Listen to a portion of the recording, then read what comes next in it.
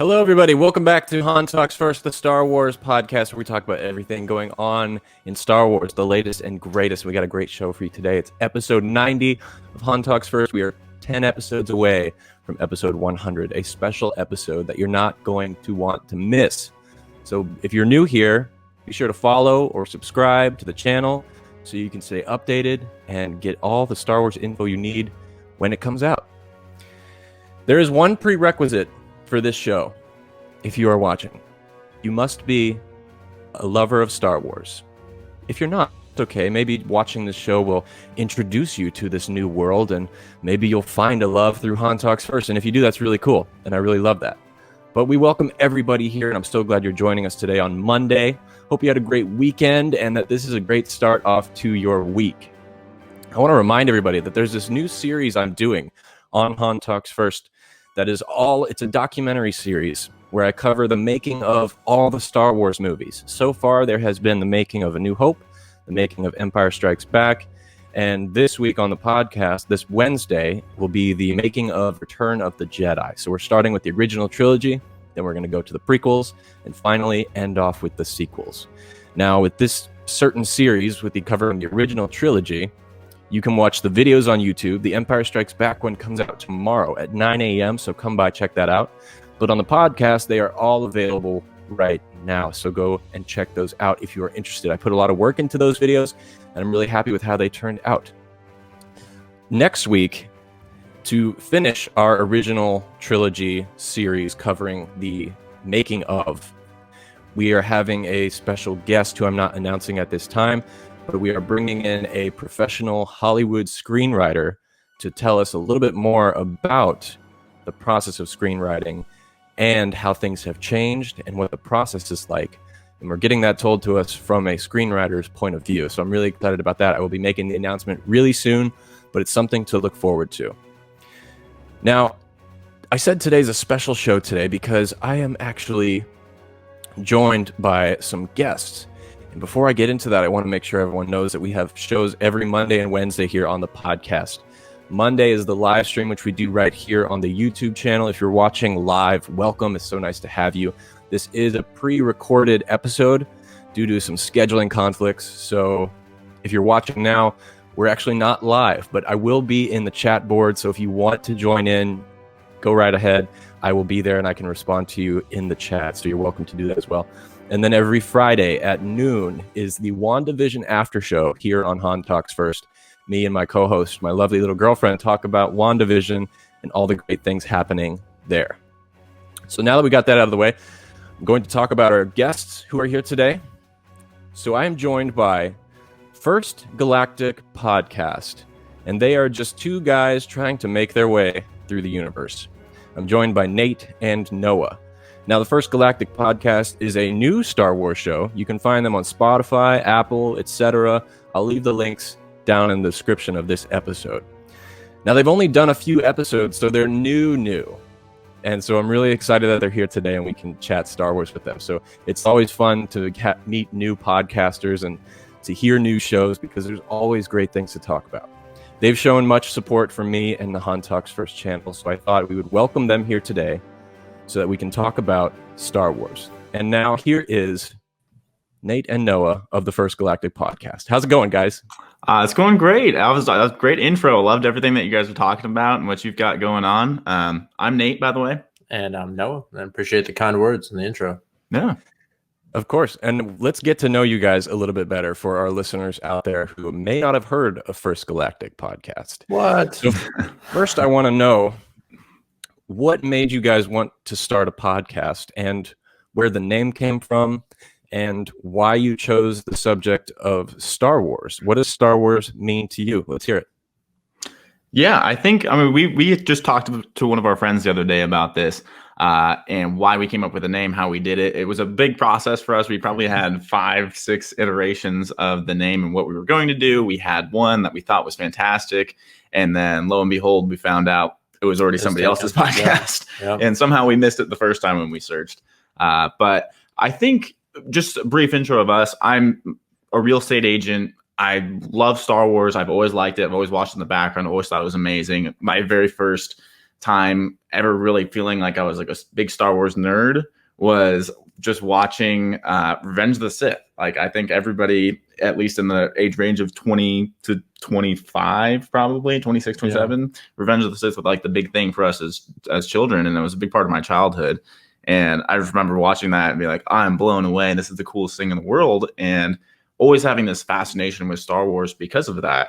And I just think meeting Noah and seeing his also excitement about not only Star Wars, but Lord of the Rings, just all of those types of things that are like the fantasy sci-fi almost. Right. I think we both kind of get along with it, and it was something we both care about. And so we wanted to talk about it and bring our ideas, bring our thoughts, bring our feelings on really how Star Wars affects not only your just imagination, but there's a lot of good stories in there and things that really get your feelings, and they're deeper stories, and we want to pull those out of Star Wars. Yeah, and so of course I'll echo all of that. Starting with the name, man, I came up with this super cool name, which I'm not going to share because it's actually someone else's podcast. But yeah, we basically just went and looked up Star Wars quotes, and we're like, okay, what can we do? How can we, use a quote, First Galactic Empire and turn it into a podcast? So why we chose podcasting, honestly, I just think it's kind of fun. I've never been one for cameras. I'm not trying to be an actor or anything, but I thought it would be a good medium to get our message out there. And our message is, yes, Star Wars is very cool. We're the same age, so we grew up with Revenge of the Sith. But on the deeper side, and this is where my background is, and my background's in psychology. I'm in graduate school right now. We wanted to really talk about the meanings and the lessons behind Star Wars. So lightsabers, fantastic. Using the Force, all this stuff is so cool. But when we get down to the deeper parts of what Star Wars is about, we figure out why we like those things. So combined with our Star Wars knowledge and our nerdiness and the fact that we actually live together, we're roommates, so it makes it easy to have a podcast like this. That's all great stuff. I always love hearing people's stories and why they start, whether it's podcast or some kind of therapeutic outlet for their passions. That's kind of how I started doing the podcast. I listened to hundreds of podcasts all the time, and it wasn't just Star Wars. I listened to like self-help ones. Sure. I listened to this one, I think it was called Shit's Day, something. Shit Town. That's what it was. Shit Town. Okay, so they're swearing aloud on this podcast. Great, good to know. And it was like a crime thriller, but it was based on real events. It was really fascinating, and it was filled with interviews. It's only a 7-episode thing, but if anyone listening wants to check that out, it's very entertaining.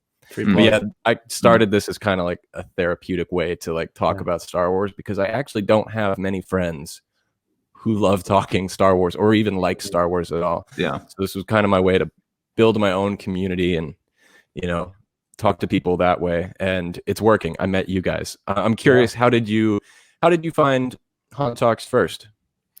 Well, shout out to our guy. Here's a free plug for him on Instagram, Star Wars Community. He followed us. He was one of our first, 50 followers. And he reached out to us and he's like, oh, you guys have a podcast? And we're like, oh, we're releasing the first episode, later this week. And he says, oh, I've got this other friend who's got a podcast. And we're like, oh, no way. And he tells us to go follow you. And we thought you guys were like close buddies, but it was kind of cool about it is that it's part of that community that you were talking about. And that's the best part about this is, we're in Instagram groups of people trying to share their work and whatever. And we almost sound like the voice of reason where we're like, hey, we're trying to be a community here. Like, let's lift each other up. No one talk crap about someone's post or whatever. So that's how we found you. And that's how we've grown our community. And I mean, all three of us are our community here. That's a good way to look at it. It's funny you mentioned that, because when I I started this show about 2 years ago, maybe 2 years, a couple months ago. And last year, I actually took I think it was an 8-month hiatus because the community started getting a little too aggressive for Toxic. me. Yeah. The show actually started getting a lot of hate, and I was like, you know what, this isn't like what I wanted to do. This isn't why I'm here. It just turned into something ugly. I'm done for now. And I went away for 8 months, and I came back. And when I came back, I think it was in October, November, somewhere around then.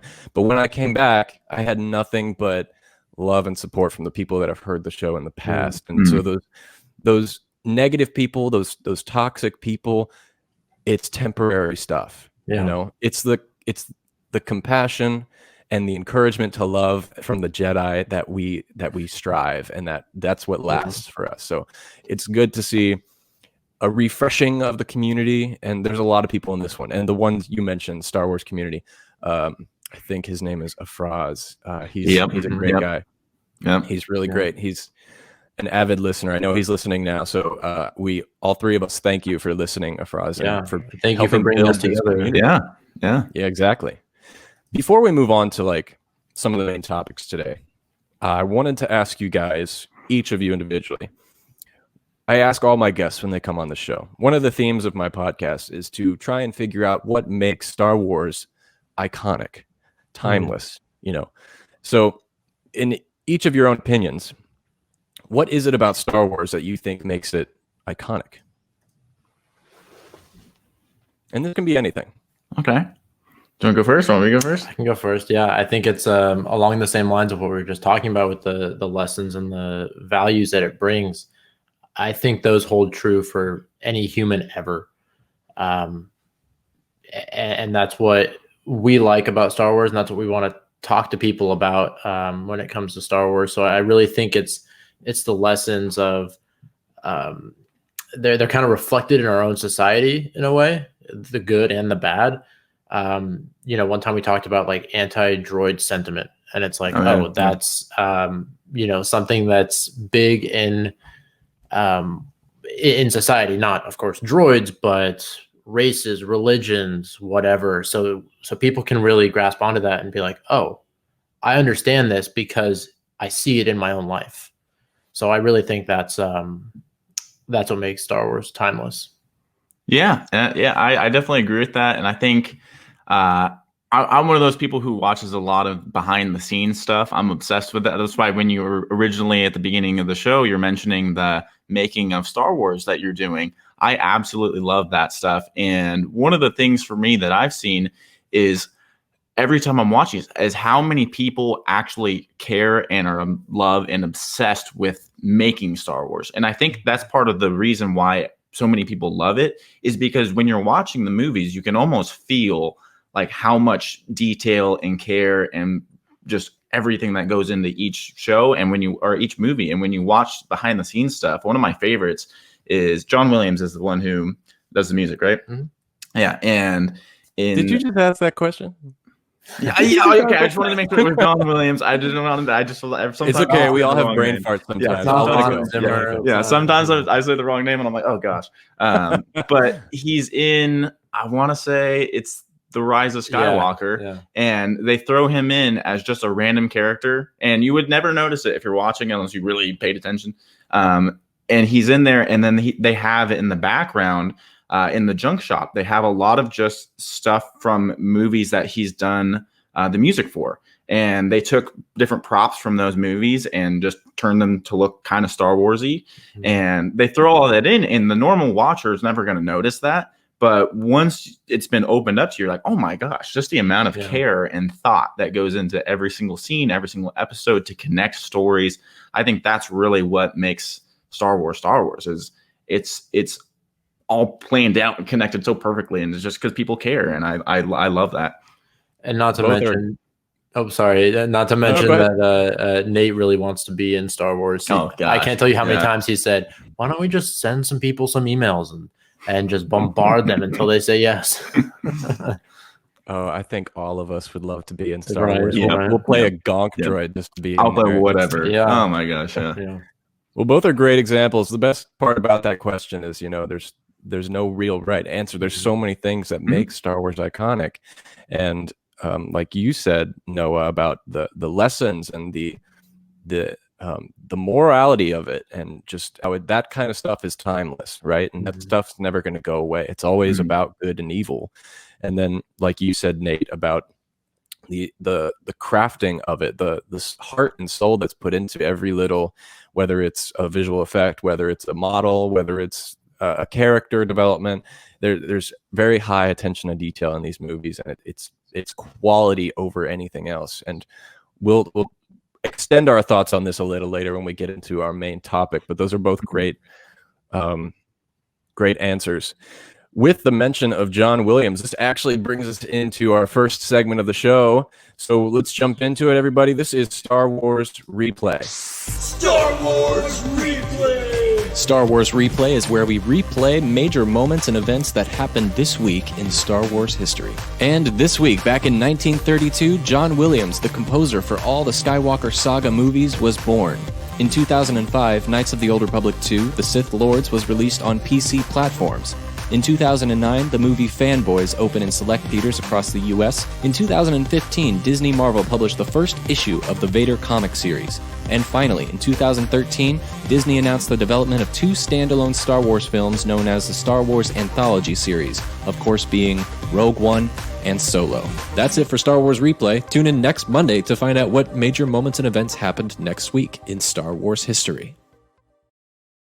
So a lot of great stuff that happened this week in history. One of the ones I wanted to point out most notably was that movie Fanboys. Have you two seen that movie? No. No, but it That looks looks like awesome. something, that's for sure. It's incredible. It takes place in 1998, and this group of Star Wars fans, these 4 kids, try to go break into the Skywalker Ranch so they can see Phantom Menace before it comes out. Nice. And awesome. it's filled with cameos like Billy D. Williams, Carrie Fisher, and tons of other people. And it's just a fun, great Star Wars fan movie. I highly recommend. Just check it out. And people who are listening as well, please check it out. It's such a What's great. that other? Is it Spaceballs? Yeah. Spaceballs is the other one. That's like the goof version of it. Spaceballs is great too. Have you seen that? Yeah. Yeah. I love Spaceballs. They actually released a Dark Helmet, the character from that movie. They released a Black Series version of that helmet that you can buy. No way. It's amazing. It looks so That's great. awesome. That's another great movie. We need more Star Wars spoofs. We need more, Yeah, like the yeah, Family Guy 100%. one. 100%. They're all great. They're all good. All right, guys. So move into our the news of today, which there is a lot of it. I just want to go ahead and thank you all again for continuing to watch this episode. There is a tipping option if you feel so inclined and you want to support this channel on a monetary level. Just go to www.streamelements.com/HanTalksFirst/tip. That's also in the description below.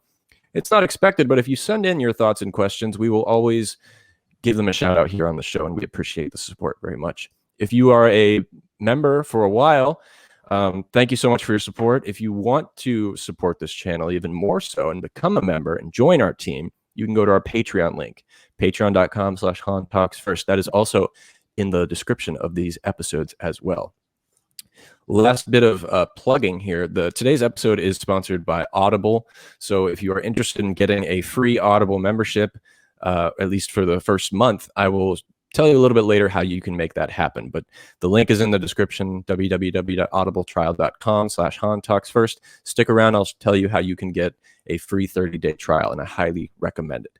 And again, if you're just joining us, welcome. We are joined by the First Galactic Podcast. Both Nate and Noah came by today, and we're so happy to have them with us. Okay, so like I was telling you guys before we started, there's a lot of news that I wanted to talk about today. So we're going to try and get through this relatively quickly, but we will get your thoughts on these things as well. The first thing that I wanted to talk about was Obi-Wan Kenobi, which is probably my most anticipated show that is going to come to Disney Plus. Now, some of the news was that we have a cinematographer confirmed, and his name is Chung-Hoon Chung. Now, this is an award-winning cinematographer, and he's from Seoul in South Korea. Other things that he's worked on are movies like Old Boy, Hotel Artemis, Zombieland, and he's shooting the new Uncharted movie. So this guy, he shoots beautiful work. If you haven't seen Old Boy, check that out. It's a Korean film. It's fantastic. And this guy he's got everything you would want for a show like this. He's worked on film, he's worked on digital, he's worked on all kinds of technology, and now he gets to work with the volume tech that they used on Mandalorian. And I'm really excited about this. I think it's a great choice. It's an artsy choice, and I want this show to be perfect. I think it's a good call. Did you guys hear about this news about Chung? No, so I didn't hear about that, but I did want to point out exactly what you're talking about. The cinematography of just the new movies, the new shows, everything. I love everything they've done with Mandalorian, and just that like wall that they have to walk in and everything's filmed and it's on a screen behind them. I think that's fascinating. I think it's so cool. And I'm like, what a fast, I just wish all of the originals could have that same too. I wish so bad. But I mean, that's kind of what makes the originals. It makes them nice and it like throws back and nostalgic. But man, I just love all the changes. It's just kind of cool. Everything they can do. And even how they still use real models. I love that in Mandalorian. They still use a real model of the Razor Crest, and like R.I.P. Razor Crest. Yeah, but those types of things are awesome. I didn't hear this news. I'm sure it's going to be fantastic, just based off everything that Star Wars has done recently. I'm sure it's going to be absolutely fantastic. Yeah, I'm looking forward to it. He's done countless other works aside from those that I mentioned, mostly foreign film, but he's very talented, and I know he's going to bring that same caliber of work to the show as well. The other bit of Obi-Wan news is not really news. It's just comments from Ewan McGregor himself that I wanted to bring up here. So he recently said in an interview on another podcast, he says, and I quote, "We start shooting late spring and going to be shooting it in LA. We're shooting it in the way Mandalorian was shot, using that style. I like the format of it and the Western nature of it. Jon Favreau was not involved, but Deborah Chow is leading the whole thing. I always felt like there was a story about him, Obi-Wan, that happened between my version and the Alec Guinness version. This should be much more interesting than the blue/green screen that we did in the prequels." So those are quotes from Ewan. It sounds like he's excited, but it sounds like he's more excited to actually work with more tangible sets in Star Wars than the early 2000s blue screen like void that he was living in for a couple months. Overall, the more I hear about the show, the more I get excited. Even if it's just something small, like, I don't know, Ewan just said he can't wait. Like, that just gets me hyped. This is my most anticipated show. What do you guys think about the whole entire show and like everything that's coming from it so far? Well, I'm excited. Obi-Wan's my favorite character by far. Ewan McGregor, top 5 favorite actor list. I'm excited, but there's some hesitation in there, specifically when they said there's going to be an Obi-Wan Darth Vader duel, unless maybe it's a throwback of some sorts. I don't know, but to me, I'm skeptical a little bit because of that. I think I kind of like the mystery of Obi-Wan did what, we don't know. Something on Tatooine, maybe he flew around a little bit. We don't know, but I think meeting Darth Vader again, that might open some more plot holes. So I'm skeptical. Yeah, I definitely think a lot of times when there is too much fan service, it can be a detriment to story.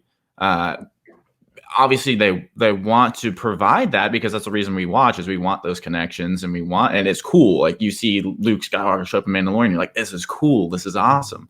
But sometimes you're like, are they forcing it? Are they forcing too much at once? Like, if we got Ahsoka, Boba, and Luke all in the same season of Mandalorian, and you look back and you're like, okay, like, it was fantastic, but is that too much all at once? Now, what do we have looking forward?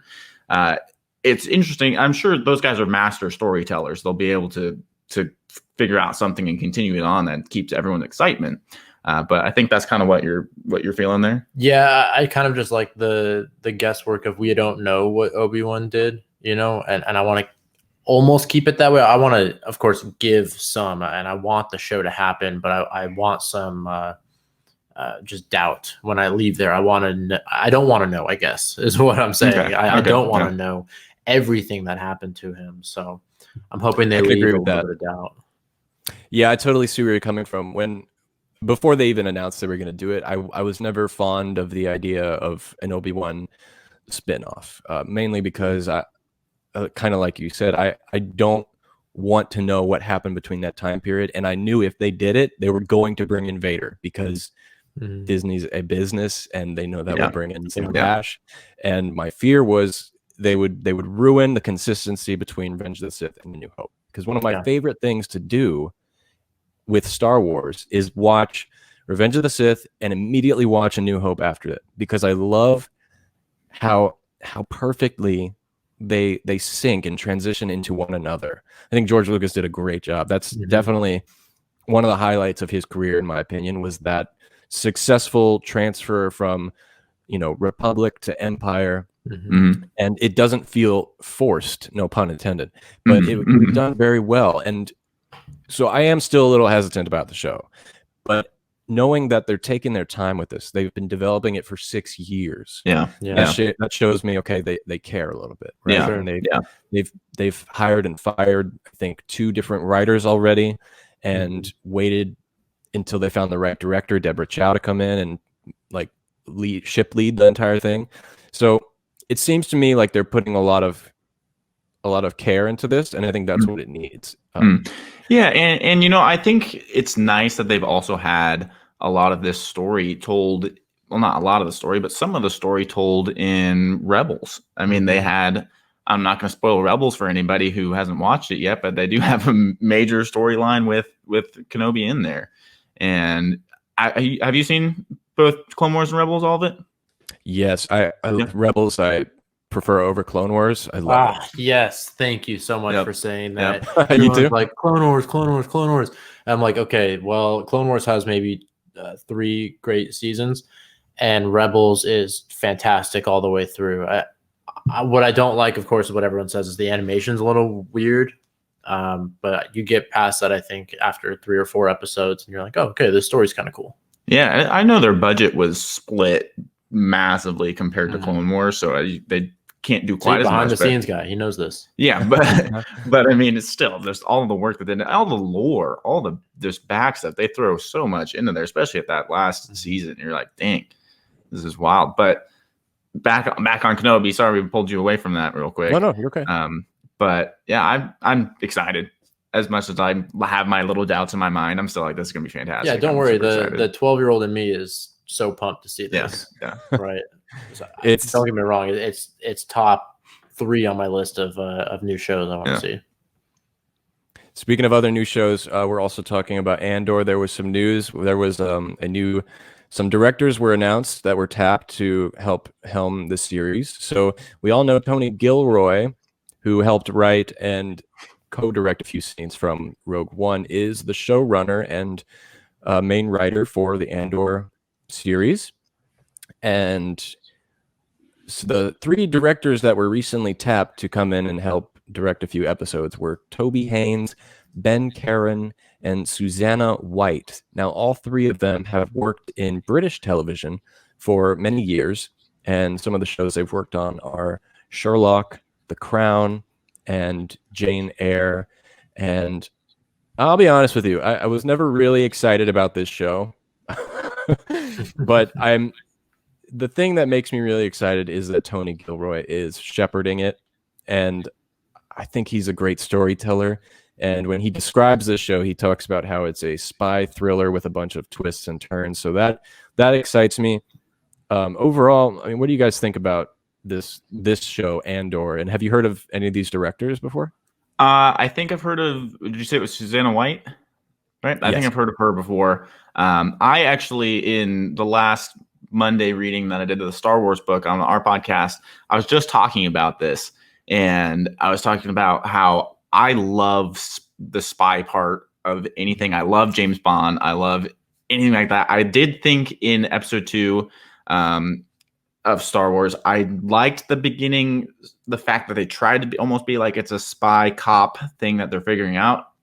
Keyword tried. Yeah, it's not my favorite part of any part of Star Wars at all. But that little bit, I like what they were trying to do. And if they can successfully do that with Andor, I think it'd be fantastic. I think that's one of my favorite things in the world is spies. And I wish they always dug more into that. And that's part of why I like the little bit of older video games that they had of Star Wars, the video games that were out in the 90s.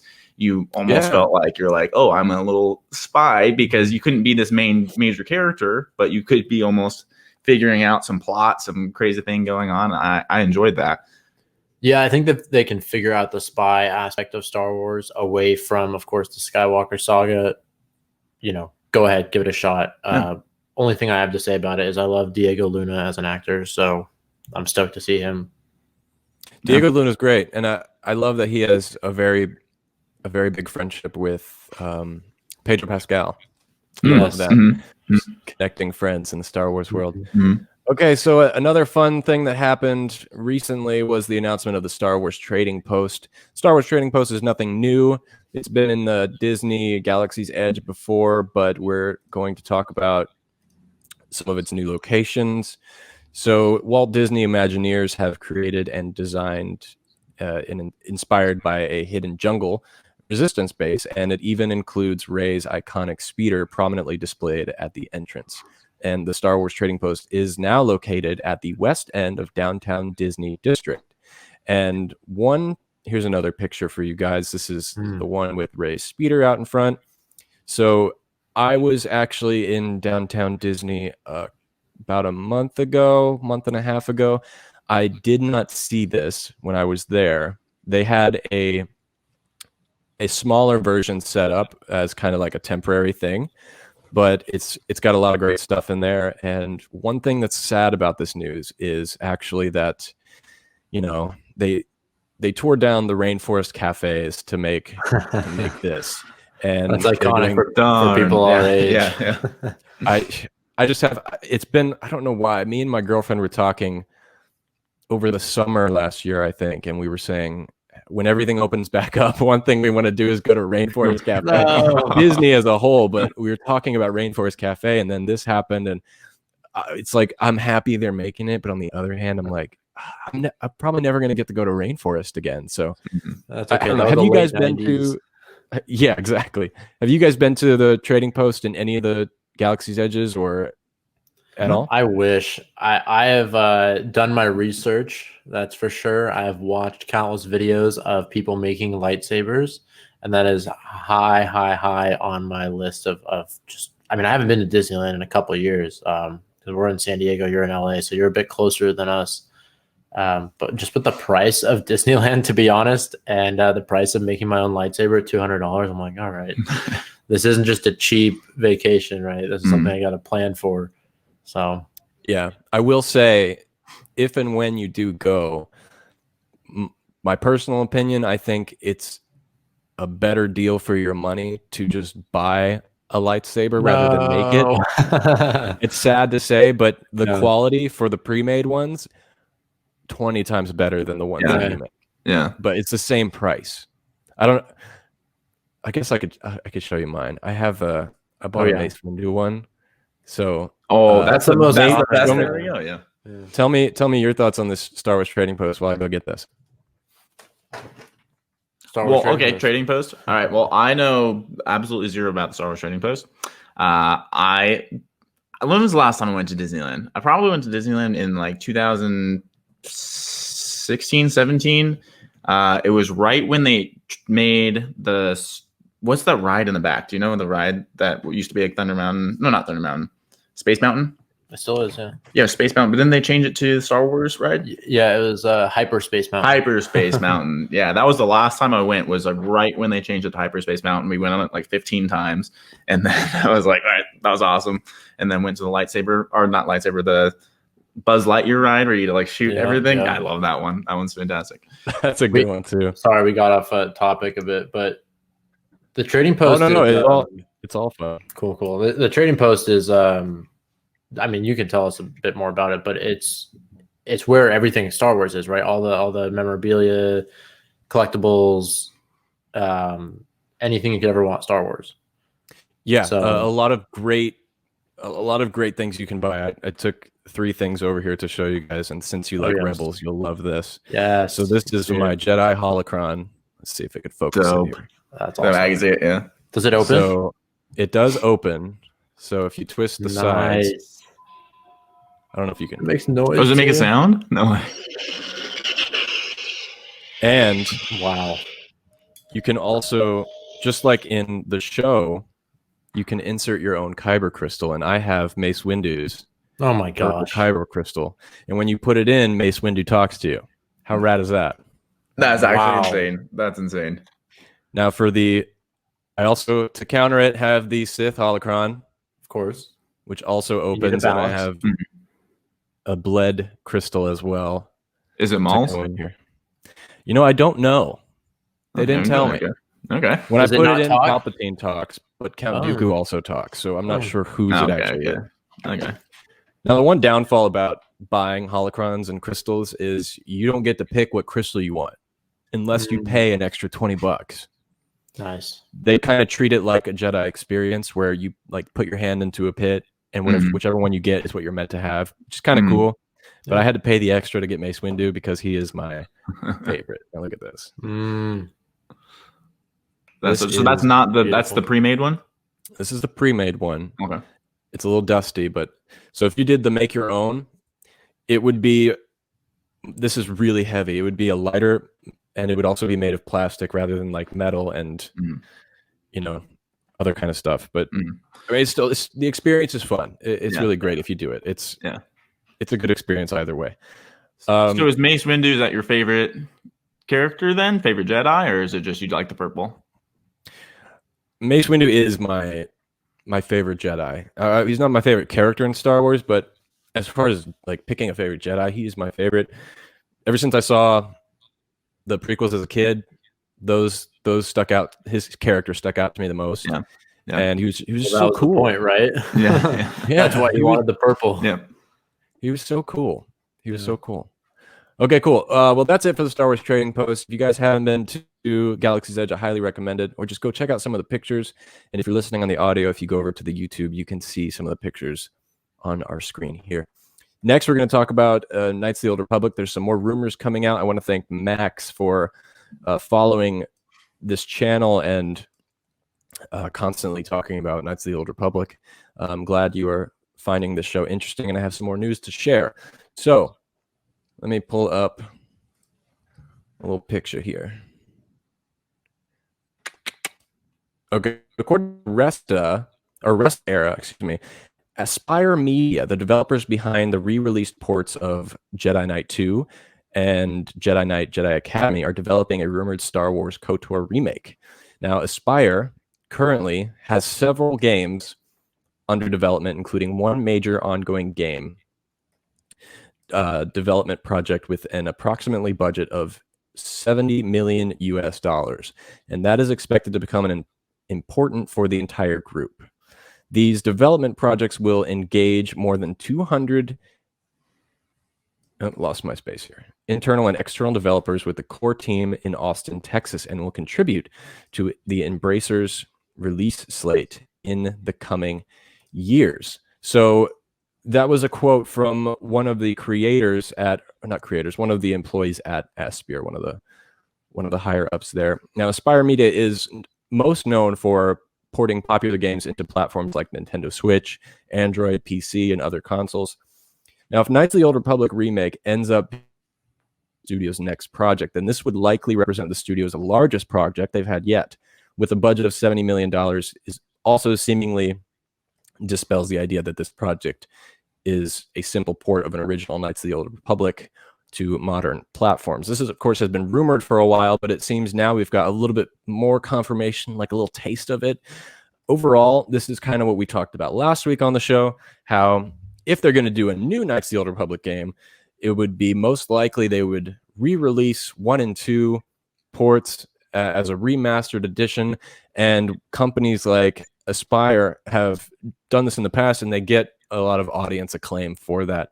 So it seems like they're making the right calls and the right choices, and they're putting a lot of money into this game. So I think we can expect it to look and feel really good.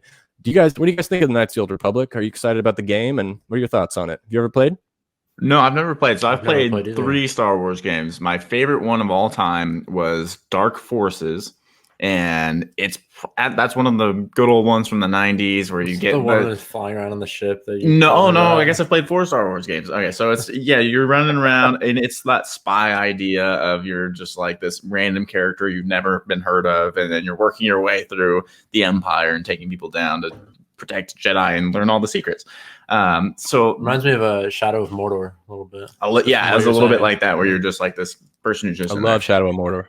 Yeah, great game. Yep. But I've never played this game. I've always seen it. I've watched every single like video on YouTube of someone playing it and like the cutscenes and just everything that Yeah, exists. cutscenes are great. Yeah, but I've never played it myself.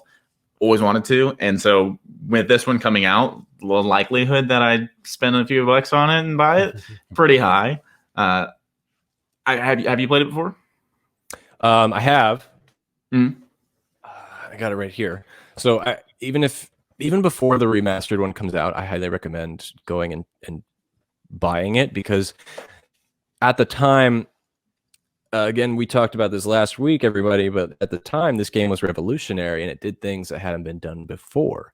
And a lot of other game developers and companies thereafter started copying this format as far as narrative, as far as effects, gameplay, voice acting, all that kind of stuff. It was a game changer. No pun intended again, but it's a good game.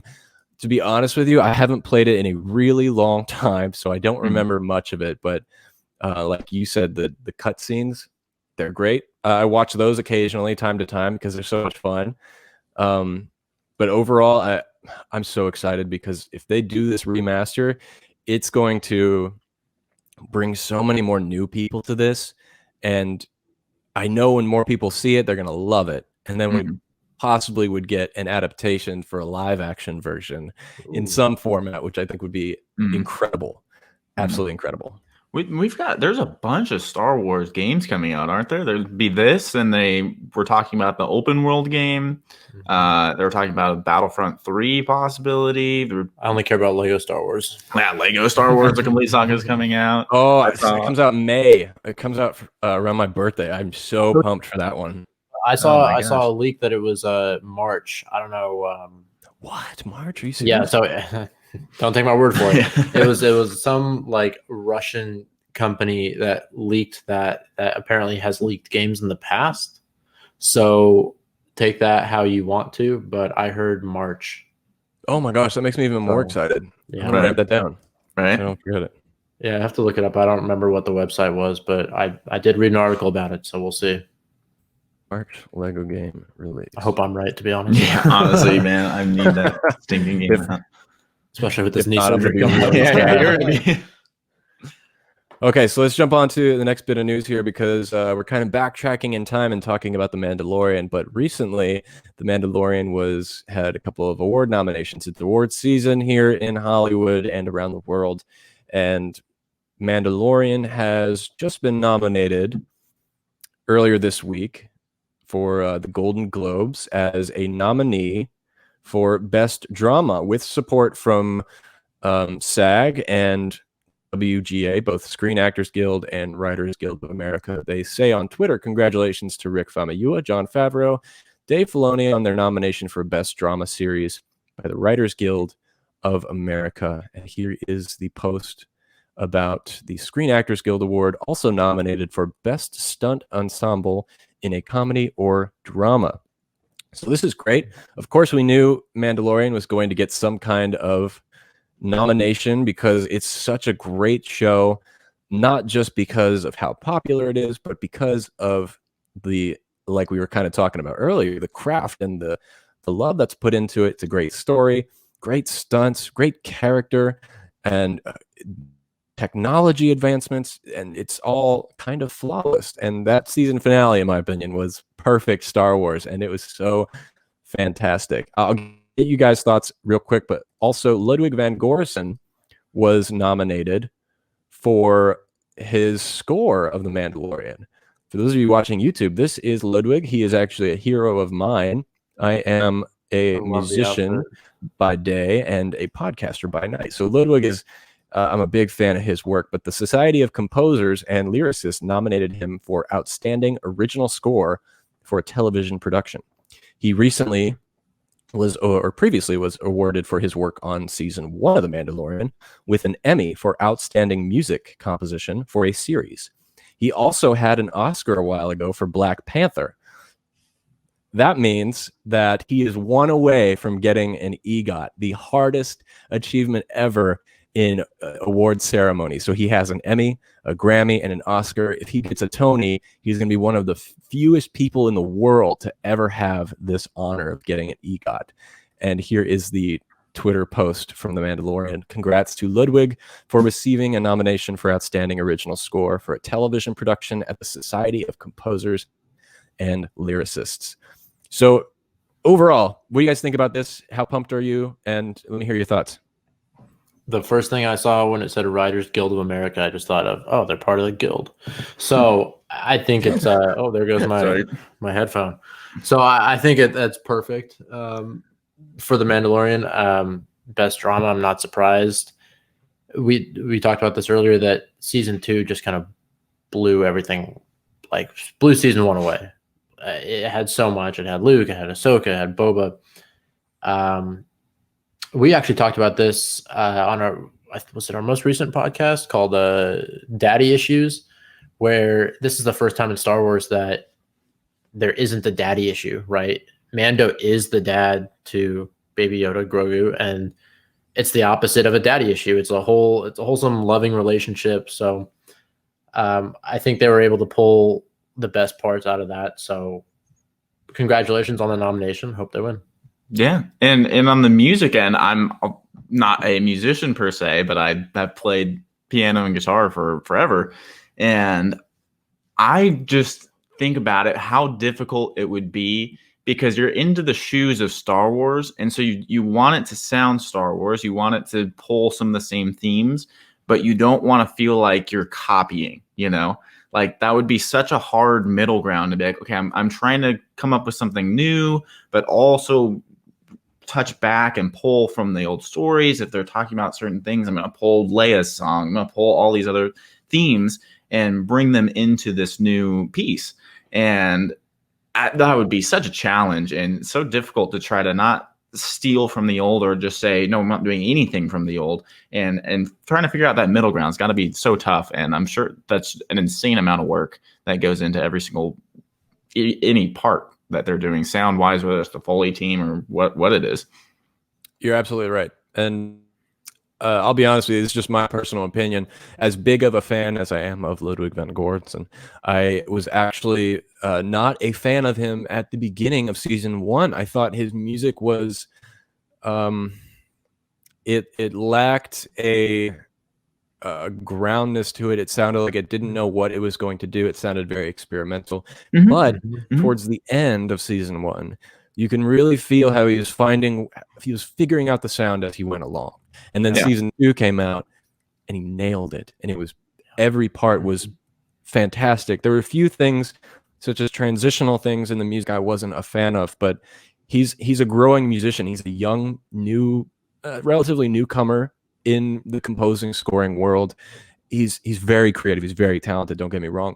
And I think when season 3 comes around, the music's just going to get even better. Yep. To think that this guy was able to incorporate an electronic dubsteppy type of sound. Yeah, we were just it works. It worked for Star Wars. Mm-hmm. No one else could do that. Mm-hmm. I don't think it would be a great challenge, but he does very well. And another composer I want to give a shout out to was the guy who did Clone Wars and Rebels, Kevin Kiner. He is the closest thing to John Williams I think we have so far. Yeah. He is unbelievably talented. He's also a guitar player. Both of these guys are guitar players, so kind of cool. But yeah, overall, all these awards are well deserved for the show and for Ludwig, and I'm sure we're going to see some wins here in the next week, because I think the announcements are coming up very soon, actually. So we'll be back with more of that. The competition is high, though. There's a lot of great television out this week, so we'll see. But we have our hopes high. So now we're going to jump into our main topic of the show, everybody. Before we do, we are going to take a minute here and hear from our sponsor of today's show. So bear with us. We'll be back in just 1 minute. Thank you so much for watching. Today's video is sponsored by Audible. Audible is an online audiobook and podcast service that allows users to purchase and stream audiobooks and other forms of spoken word content. And because you listen to my show, I'm going to give you a 30-day free trial to Audible. Just go to the link in the description below, www.audibletrial.com/HanTalksFirst. My resolution this year is to read more books. They make you smarter, but they can also bring you closer to the things you love, like Star Wars. Now, if you're like me and you try to get your hands on every single Star Wars book you can possibly find, then you probably have the same problem I do: shelf space. But it's not just about that. Audible is the leading creator and provider of premium audio storytelling, enriching the lives of millions of listeners every day. Audible has everything you need: audiobooks, Audible originals, podcasts, and more. Thousands of titles. And you can listen anywhere, anytime, on your phone, on your computer, in your car, and they're always launching new content. And it's less than $10 a month with the Audible Plus plan. But like I said, you can get 30 days for free with the link in the description below, www.audibletrial.com/HanTalksFirst. It's time to start listening, my friends. Link below. Enjoy. So yes, thank you so much, Audible, for sponsoring this show and today's episode. I highly encourage you all to go check out the link because it's definitely worth it. And you can catch up with some of the new High Republic novels that are out today and read them for free. So go check out link in the description below. And now we're going to talk about the main topic, the reason you are all here, the title of this video. We're going to talk about the future of Star Wars and what effects it may have on the audience and the market as a whole. Now, if you guys remember, 2 months ago, I did a video talking about all the new Star Wars movies that came out, saying that this is the way and how exciting it was to get all these new frontiers of television and movies that are coming to the Star Wars world. And with Star Wars being as profitable as it is, it's no wonder that Disney has big plans for it heading into 2021 and beyond, with things like the Book of Boba Fett, Obi-Wan Kenobi, Rangers of the New Republic, Ahsoka, The Bad Batch, Andor, The Acolyte, A Droid Story, Lando, and Visions, all coming to Disney Plus somewhere in the future. And all of these will likely precede Patty Jenkins' Rogue Squadron and the still untitled mainline Star Wars film that will be directed by Taika Waititi. Now, this was the topic that was introduced to us today by our guests at the First Galactic Podcast. They won the trivia segment last week on Monday's episode, and the prize for that was they got to pick a topic. So I decided, well, since they're going to pick it, why not have them come on the show and talk about it themselves? So I'm really excited we get to do that today. Now, the main question here is, with all of these new Star Wars entries coming to the light, the cause for concern is valid in terms of quality due to the inconsistent output from the Disney era of Star Wars. You know, there's been divisiveness. The divisiveness from the sequel trilogy and the poor reception of Solo are two big examples, which we'll talk about. Disney's former CEO, Bob Iger, was once quoted saying that releasing 3 Star Wars movies within a span of 4 years may have been overly ambitious. After all, fans had to wait 16 years between Return of the Jedi and Phantom Menace, and then another 10 years up to Force Awakens. And all things considered, Star Wars still remains a much rarer cultural event than Marvel films. Closest thing we can compare it to. Not only that, but on a business side of it, Netflix. So I'm going to first ask our guests here today, since you guys brought up this topic, which is a great topic, I think we're going to have a great discussion about it. What are your first thoughts on all the new shows and the audience reception? Are we going to oversaturate the market? Are people going to be as interested if we have Star Wars all the time, everywhere? What do you guys think? I think my initial thought goes back to anytime anything comes out that is new when there's an original. So it doesn't matter what it is. It doesn't matter if it's Star Wars. It doesn't matter if it's MCU. It doesn't matter if it's just a random movie that has a sequel. When it first comes out, the massive feeling that I get from most people is I don't like it because I like what was old and was safe and what I liked before. And this new stuff is just, I can't relate to it. It's not the same. Yeah. And I think that's so easy to do, even with the sequels. I mean, even like what you mentioned, the Solo movie, I watched it originally and was like, not that great. And then I've watched it more and I'm kind of like, okay, like I'm opening up to it a little bit. And then out of the realm of a Star Wars fan, I've watched it with someone who isn't a Star Wars fan, and they watched Solo and they're like, I loved Solo. I thought it was fantastic. I thought it was this cool story, and the cinematography was great. The weird alien in the middle of space, like all these cool things. And it's so funny because I think sometimes we get caught up in our own sense of what Star Wars should be. And then when they try to create other realms, other stories, other even somewhat genre, they might try to do a little bit of genre change. And like we were talking about with Andor, get a little spy or something different like that. I think it scares some people sometimes. And our concern was if there's too much of that all at once with 9-10 shows being announced, what's that going to do to not only the Star Wars fan, but people who they're trying to bring into Star Wars? It might not scare them per se, but it might turn them off to what Star Wars actually is.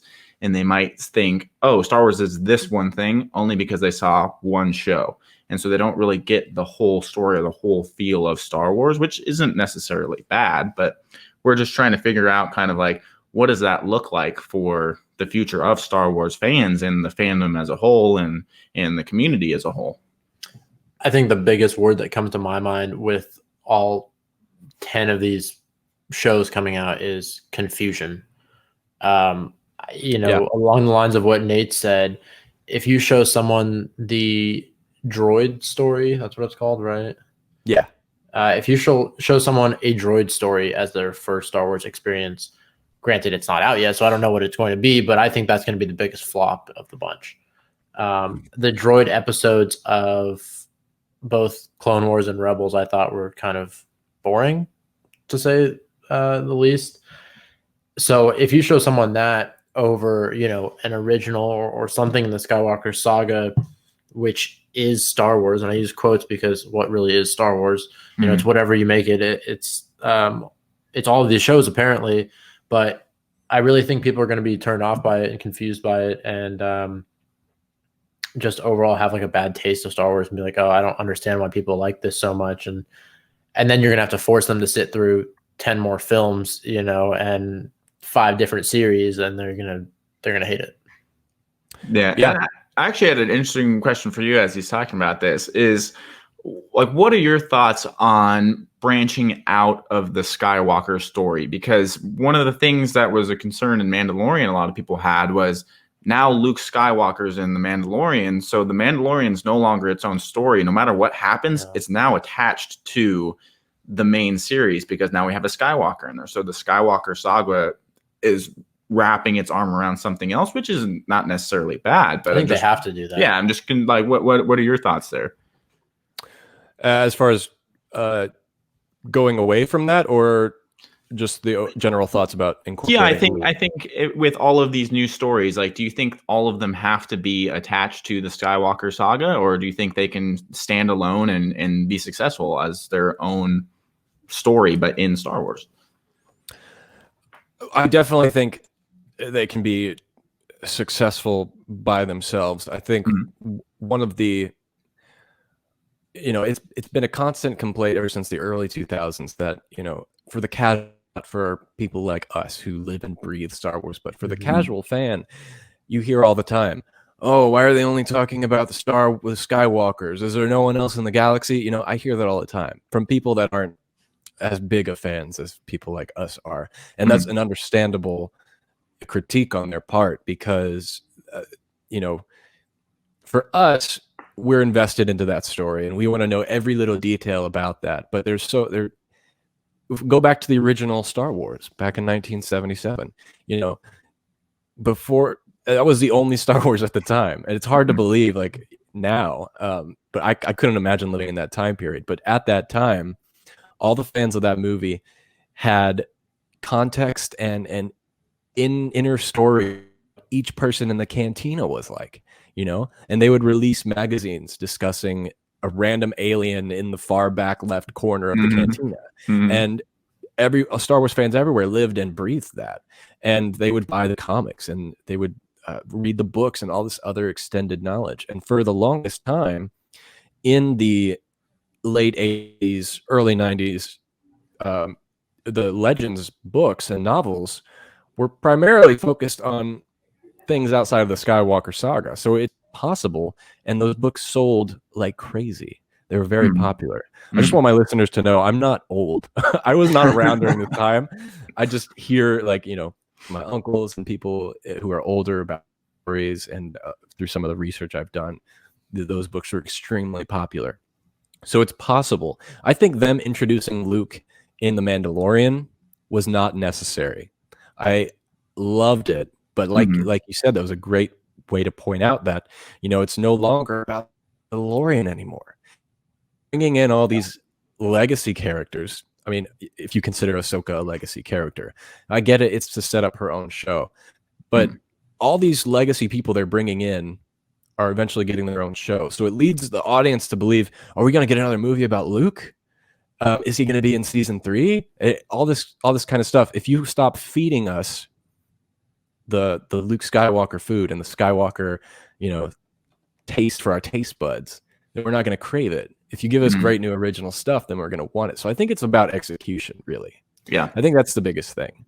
Yeah. But don't get me wrong. Seeing Luke Skywalker was one of the greatest moments of my life in Mando. So fantastic. Yeah. One thing I have for you guys is, let's do a little compare and contrast here. I think the only comparison to a Disney Plus that you can make closely is Netflix. Some would say HBO Max, but they're so far behind. I don't consider that a challenger for Disney Plus. So with the Netflix being their counter rival, how do you think? I know Disney Plus is new. It's only a year and a half old, but with where they are now and where they could possibly go with all these new original premium content that they're going to have, how do you guys separate, or how do you think Disney Plus is doing compared to Netflix? How do you think they could learn from Netflix, and how do you think they could do better in some ways? Yeah, I think, well, obviously one of the things they've learned from Netflix is I go on Netflix and there's something new every single week, every single day. There's a new show and it's inundated with new stuff constantly. And so you're always getting new material. And I think that's part of what Star Wars Disney is seeing, is they're looking at it like, oh, wow, okay, if we need to compete, we have to put out new stuff all the time. And does that mean, and I guess that's the part that makes you a little nervous, is it's like, okay, I want new stuff to compete, and that's what the world is used to, is new, but I don't want to get rid of quality. So it's like, I feel like there's just so much new content for Star Wars coming out, and it's like, okay, well, maybe Disney Plus, you have all these other things that you have your own originals, you have your own movies, but they don't really, right? They're pulling a lot on Star Wars, and I think that's the part that makes you nervous for Star Wars. Is it's like, all right, Disney, you try something else. Like, you got these other things you could try to do. Don't rely solely on Star Wars to hold your platform up, because I know a lot of people, they go on to watch the old Disney movies, right? And you're like, oh, I got that nostalgia, but then once you've watched it, I mean, I don't know, I don't really watch a lot of the Disney movies over and over and over, but I'll watch Star Wars a ton. And that might just be me personally, but I think that's something that Disney Plus kind of struggles with. They got a ton of people right away. It's not like it's a bad platform. It's good. It's cheap. It gets you the stuff that you want, same as Netflix. But their retention, I think that's going to be a challenge for them moving forward, because I've got my nostalgia factor and then I'm kind of done, right? And so it almost requires them to come out with new stuff. Yeah, and they found the perfect way to do it, which is Star Wars. Mm-hmm. I watched the live action Mulan last night for the first time, and all I could think about was the originals. All I could think about was, when is Mushu going to crack a joke here? I thought it sucked. I gave it like a 4.5 out of 10. So I really think Disney Plus is just Star Wars. There's Marvel too. I get that. There's old Disney movies, but 65% of it is Star Wars, or at least that's what it's going to be with all these new shows. So when it comes to oversaturation, Netflix has, I don't know, hundreds, if not thousands of titles I've never heard of, right? How do I pick? I don't want to sit through, an hour of this 2 hour long movie and realize I don't like it, then I have to go start a new one, right? So I think people may look at Star Wars the same way when there's 20 different titles on Disney Plus. It's like, do I watch something about Skywalkers? Do I watch The Bad Batch? Do I, whatever it is, they're going to be like, how do I pick? Like give me a guideline, give me a helping book or something, to help me figure this problem out. One thing that does crack me up though is on that image that you showed a little while ago with all the shows and everything is that bottom right corner. I thought it was so Indiana Jones is this on there? And I'm like, heck yeah. I just love that they throw that on there. Like, yep, we got Harrison Ford was in this, so he counts. We're gonna throw it on. We're gonna throw some more money at this, and we're gonna make some more money. And that's what I don't want out of Star Wars. Sequels. That's what the sequels are. To be honest, is more money. I don't think it did anything to help or hurt, for that matter, Star Wars or the Skywalker saga. It was money. It was fan service. Great special effects. And our beloved characters passed on. So I think going back to your original point we talked about a few minutes ago, I think there's a Star Wars outside of the Skywalker saga, but I think we're always going to be comparing it to the Skywalker saga. So we're saying, oh, that's not Star Wars. This sucks. This isn't Star Wars. So I'm kind of right there with Nate on Solo. I didn't like it. I still don't think I like it very much, but I like it more than I did when it first came out. Because I'm like, okay, it's kind of something new. Granted, I don't think it does anything for the Star Wars world, the Star Wars universe, but I don't hate it anymore. Yeah, I'm with you. I never really cared for that movie. I never had an attachment when it was announced to it. I actually dislike more of the Disney Star Wars than I do like it. Sure. Which it's kind of sad to say, but I still love it as overall. What I'm gathering from what you guys are saying is there's three really important things that are to consider with this topic, and that is branding, marketing, and quality over quantity. Yeah. And one thing that Netflix does absolutely terribly is their marketing. Like you said, Nate, they're having new shows all the time, new movies every day, but they never tell you when they're coming out or what they're about. It just shows up. Yep. Yeah, what they're about. I think that's the big one right there. Yep. Most of the time, they don't even have a damn trailer. They just play you a scene from the movie. The marketing is terrible. So I think Disney can learn from that. And the other problem with Netflix is their quantity over quality. They greenlight so many shows and movies for the sake of delivering new content to their subscribers. And I believe a lot of the time, the quality of those shows and movies suffer because of that. This year alone, 2021, they said they're releasing 72 original movies. It's not even the TV shows included. Movies. How can they even be filming all of those? Well, that's the thing too. They buy up these licensing rights to independent films that can't maybe get studio backing, or they buy the rights to things like Dark Crystal, and so they can license that on their channel, which is funny because that Dark Crystal is actually owned by Disney. I don't understand how Netflix got the rights to that, which is very beyond me. But anyway, so I think Disney can learn from that as far as one, marketing their product, which they do very well. WandaVision, every day of an episode, every Friday when a show releases, a couple hours later they release a promo for the next week's episode. And I don't know about you guys, but in Los Angeles, I mean, there's tons of billboards, advertisements all over the place. It's kind of disgusting, but I see at least half of them are Disney Plus related. So I think they do a good job at getting the attention of the audiences. Now, as far as the branding comment, I think one area where Star Wars may suffer is Disney is a family brand. They always have been. They always will be. Now, they're introducing things like R-rated Deadpool, and they've done R-rated films in the past. It's not a matter of just not making a little bit more mature rated content, but it's about Star Wars coming into that branding, because with something as big as Star Wars, I'm telling you, they're not going to venture off into something that's a little bit more adult centered or mature. Even though They're they need going to try and keep it like those Marvel films where Yeah. the family can sit down and watch it. There's some adult stuff in there, but it's not too intimidating to a family or something like that. Yeah. Yeah.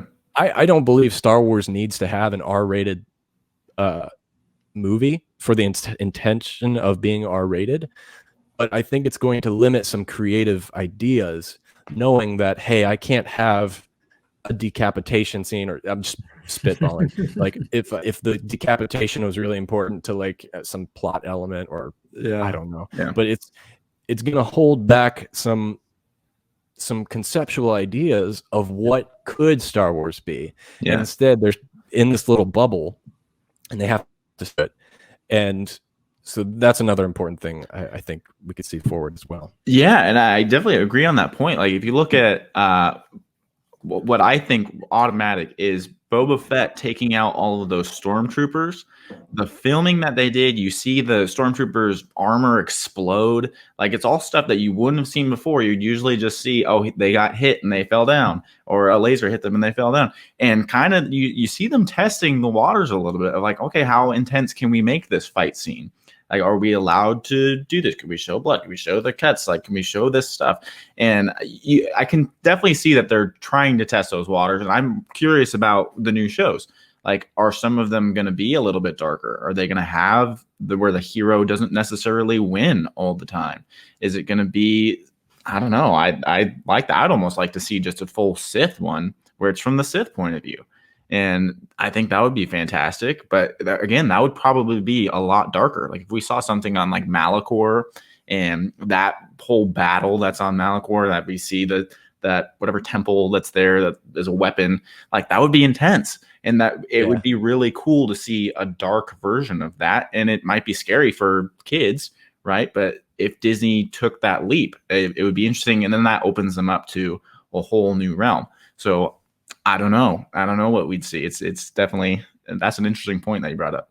I think kids are going to see that kind of stuff, whether, you call it rated R or not, or whether it's through Star Wars or not. So I think you're right. Disney does kind of limit themselves when they don't have that. Mm-hmm.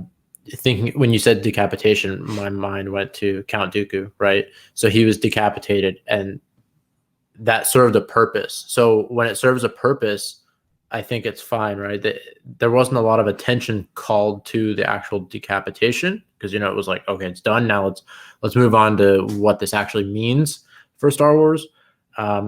So in that regard, I don't think Disney needs to have a rated R movie or a rated R series that's like, hey, if you want to watch all these decapitations and all this blood and gore and sex and whatever else, you can go watch HBO. Watch it. Yeah. Go watch Game of Thrones. But, it doesn't need to be that much, but it limits, right? So it needs to have maybe like a transition, hey, this episode's rated R, there's something coming, if you don't want your kids to watch this, tell them not to watch it, and then the next season or next series or something is, by the way, this is a little bit more than what you're used to, obviously give the disclaimer there, but that would be interesting like how they would do that though. Cause like the Call of Duty game, the airport episode, or the airport level where you just take out all the civilians where they had to have like that warning. Do you want to play this or do you want to skip it? Yeah. Like, of course, half the people are like, yeah, sure, I'm going to skip it. I just play it. Yeah. Kids are going to play it when your mom's not there. Like, come on. Right. Yeah. One thing, I guess.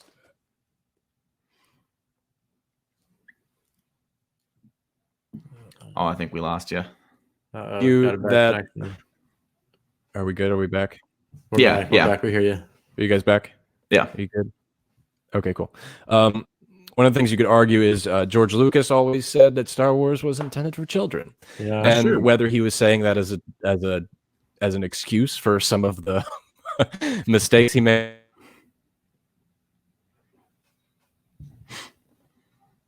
Since the late 70s, that Star Wars was made for children. So it's important to stick to that branding of it, but a little bit deeper into it as far as like Star Wars is on Disney Plus now. It's always going to be on Disney Plus. You'll never see it on another platform. Disney does own Hulu, and they own something called Hotstar and other streamers. which they put their more mature content on there. So even if Star Wars wanted to embrace a little bit of the darker stuff and go R-rated because it served the story necessarily, they couldn't put it on Hulu. They would have to stick it to Disney Plus because that confuses brand confusion for the people that buy these. So it is limited, and I don't think it's going to hurt it as much as maybe we're exaggerating, but I do think it is important. And Star Wars is always going to be around. I'm still excited about everything that's coming. I hope that it's done well, because there is a lot of coming. It's a little overwhelming if you think about all these shows that are coming, especially if you're a casual fan. And that's the last thing I want to talk about with this topic is what the impact on the casual fan is going to be. So we have to kind of step outside of our bubble here of Star Wars podcasting and love of it.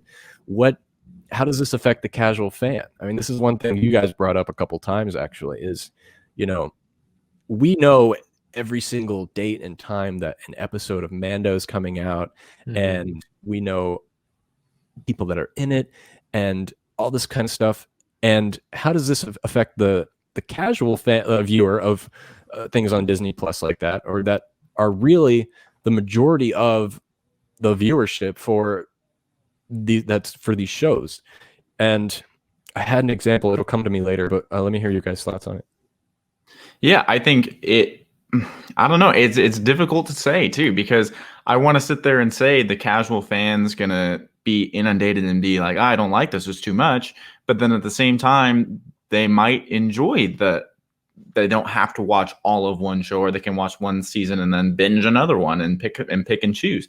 Like it's tough to say, because I can only see through my own sphere, my own eyes, and my own little bubble I'm in, Like for me, I'm going to, of course, watch every single bit of everything and overanalyze it to the extreme.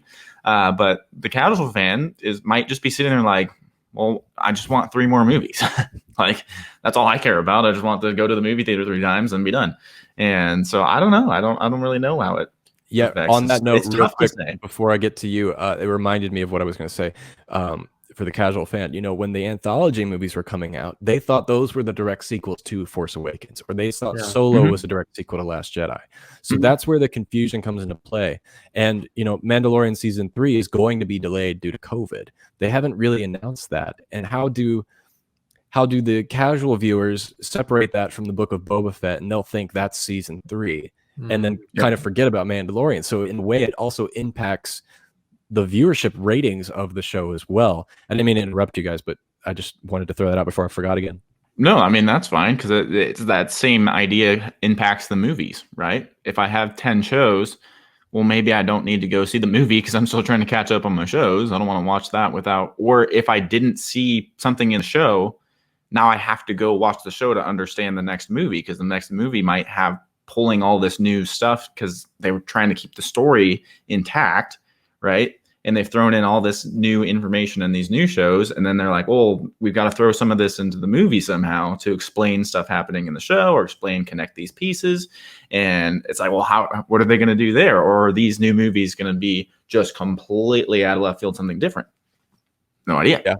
Yeah, I think it goes back to the confusion piece I was talking about. I think we're going to see, a 50-50 or a 40-60 split of, here's the casual fans, right? 40% says, I don't get this, I'm confused, someone needs to help me, right? Or I'm done watching. And 60% or 40 for that matter will go the opposite way of like, oh, this is really cool, what else can I watch? And start binging.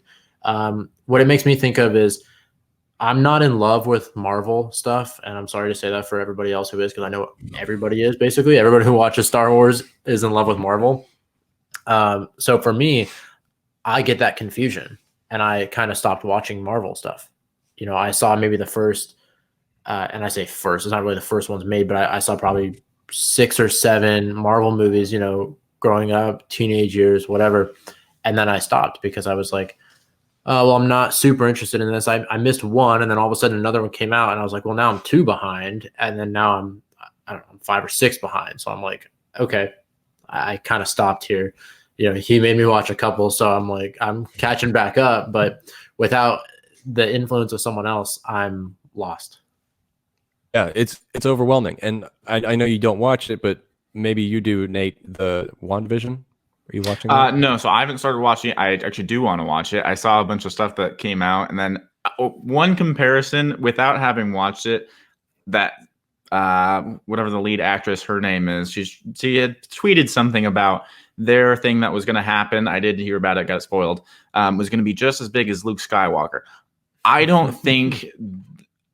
Obviously, I get the connection. I get they're trying there, but at the same time, I'm like, it's a different aspect. Like, no story is going to be as touching, as powerful as Luke being there, because you've got a story that's 40 years old that's bringing that all the way from the very beginning, first person that matters, all the way to now. Where MCU, it's like, all right, some guy that showed up 5 years ago, 6 years ago, I don't really care about him that much. I mean, there's so much other stuff that you gave me.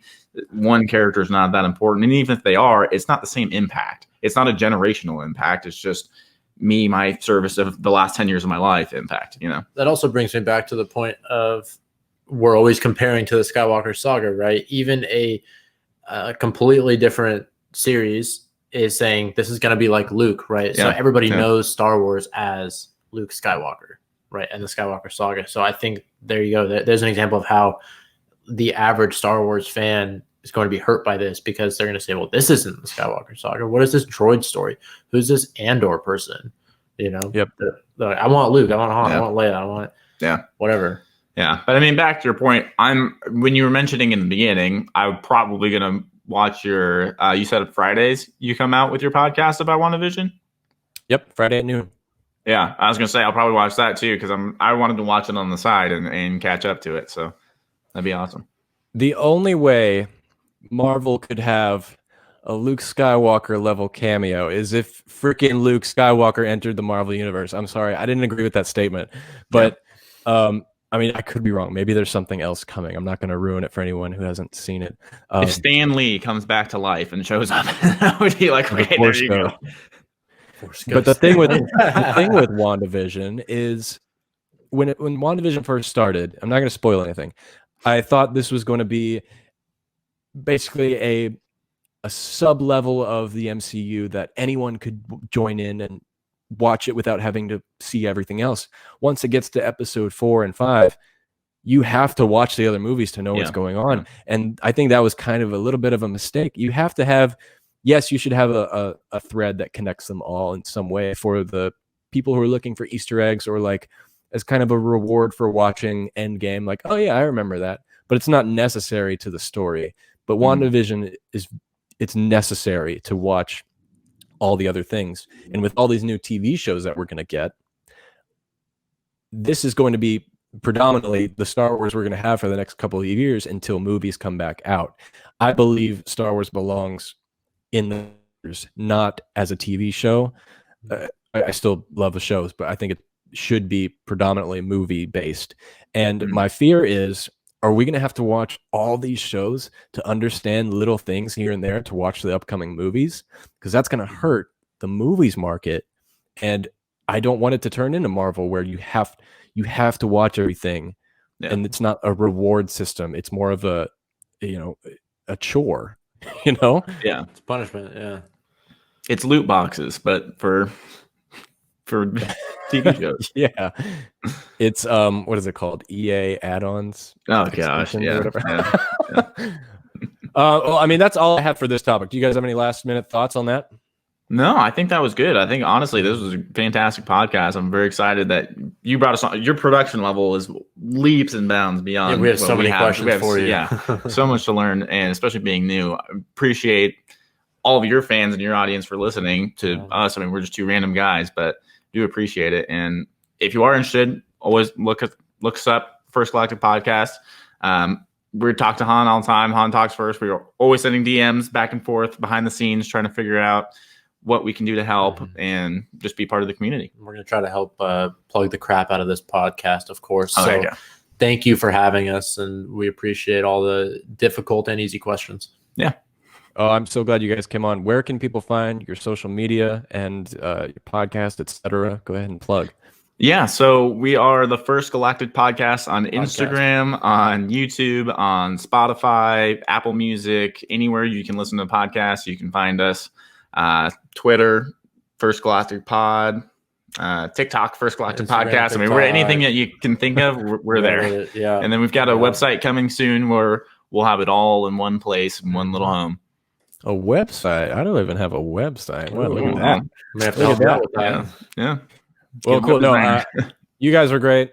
I love your show. I love that you came on to talk Star Wars with anybody and everybody. But you guys are great. For all of you that are listening out there, please go and give these guys a follow.